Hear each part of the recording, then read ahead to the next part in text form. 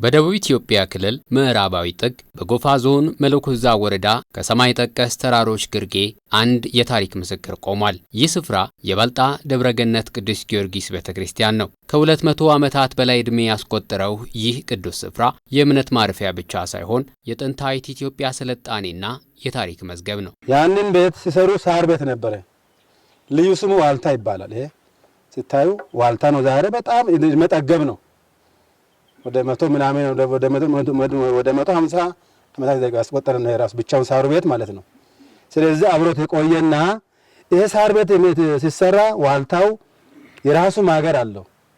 የራሱ እንደ ቢሱ የራሱ መግቢያ ደግሞ ጥቁርና ቀይ 3 ቢጫና አረንጓዴ የጌታችን ኢየሱስ ደሙና ምሳሌውን መገነዙን የሚያመላክት ነበር ቤቱ የተሰራው ሲሰራ ሳሩ ቤቱ ማለት ነው። ገነት ቅዱስ ጊዮርጊስ ቤተክርስቲያን በ1818 ዓመተ ምህረት የተመሰረተችና እንዲሁም ከሸዋ ክፍለ ሀገር በአባቶች አማካኝነት ወደዚህ ወደ መለኮዛ ወረዳ በቀድሞዋ ጋሞጎፋ ክፍለ ሀገር መለኮዛ ወረዳ እዚህ ወደ በልጣ አካባቢ ታቦቱ እንደመጣ ቀደምት አባቶች ታሪካቸው ይናገራል። ብዙ አባቶቻችን ሊቃውንቶች ሞተው አርፈው በዛ ይገኛሉ።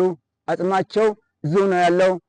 ቀደም ተከተል የሚመጡት ስፈት ስቦካ ሲሞት ሲተካ እንደሚል እኛም ደርሰን ታቦቱን በብዙ ዓመታት የቆየን 200 ዓመታትን አያቶቻችን አባቶቻችን ጠብቀው አስቀምጠዋል። እሱንም ይሄንን ተከትለን እስካሁን ድረስ አለን።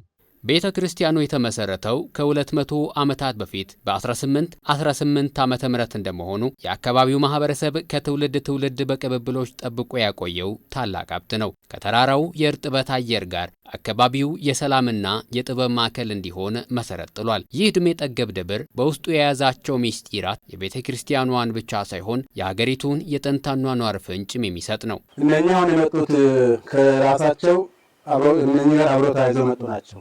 የብራናዎች ማህደር ይባላሉ። እነኚህ ማህደሮች አብረው ተያይዘው ከመጽሐፎች ጋር አብረው የመጡት ናቸው። ይሄ ደግሞ አብሮ ሲመጣ ለብቻ ለየት የሚያሰኘው ማህደር ይባላል። የጽላቱ ማህደር ተብሎ መጣበት።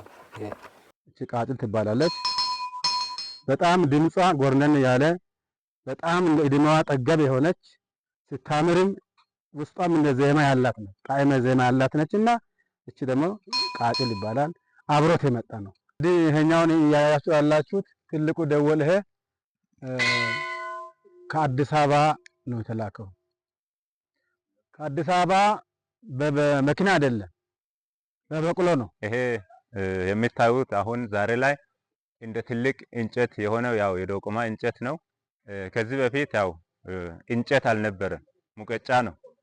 ያው ደጃዝማች ለማ ወልደ ጊዮርጊስ በነበረበት ያው የሀገር ገዢ ሆኖ ባለበት ያው ቤታቸው እዚህ ነበረ። በዛን ጊዜ ላይ ቡና እየወቀጠ ያለው ነገር ለመጠጣት የሚገለግሉበት ሙቀጫ ነበረ። ከዛ በኋላ ያላቸውን ማሳና ቤቱን ጨምሮ ለቤተክርስቲያን ወይም ለሰማዕቱ ቅዱስ ጊዮርጊስ ከሰጠ በኋላ እቺ እየተጠቀሙ የነበረችው ምንድነው ሙቀጫዋ ወደ እንጨትነት ያው አቆጥቁጣ ዛሬ ላይ ያው ትልቅ ሆና የተገኘችበት ነው።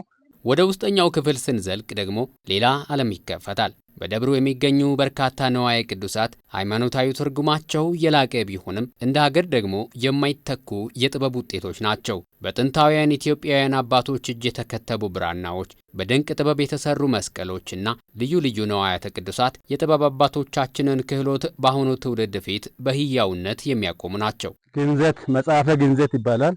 አባቶቻችንም ልጆቻችንም ከዛ ዓለም በሞት ሲለዩ የሚደገም የሚጸለይ ጸሎት ነው። መጽሐፈ ግንዘት ነው። የጸሎት ግንዘት ስለሆነ ይሄ እንግዲህ የተበረከተ በደጃዝማች ይላል። ደጃዝማች አቶ ጀቢ ዘመናቸው ላይ የኖረና የተሰጠ የተበረከተ ነው። ሀገር ገዢ ናቸው። እንግዲህ ትልቁ ዋናው ይሄን ጽሑፍ እንግዲህ ያያችሁ ግን ሰው እንደጻፈ ግን ይመስላል። የዛን ዘመን ላይ ትምህርት የለም።